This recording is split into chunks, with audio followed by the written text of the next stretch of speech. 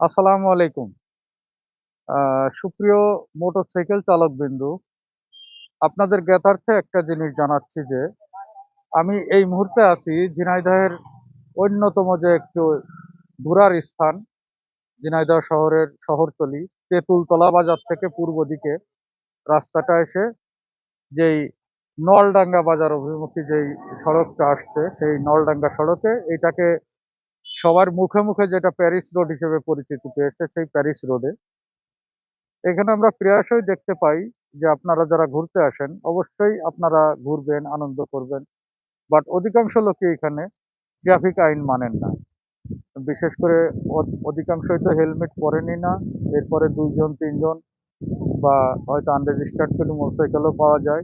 তো আজকের ভিডিওটা আসলে আপনাদের উদ্দেশ্যে একটি বার্তা যে আমরা আপনাদের ঘোরার আনন্দটাকে অবশ্যই নষ্ট করতে চাই না। কিন্তু পাশাপাশি অবশ্যই আপনাদের ট্রাফিক আইন ও সাইন মেনে চলতে হবে। আজকের এই ভিডিওর মাধ্যমে আমরা আপনাদের বার্তা দিচ্ছি যে পরবর্তীতে অবশ্যই আমরা এইখানে ঝিনাইদহ জেলা পুলিশের পক্ষ থেকে ব্যবস্থা গ্রহণ করা হবে, আইনগত ব্যবস্থা গ্রহণ করা হবে এবং কোনোভাবেই ছাড় দেওয়া হবে না।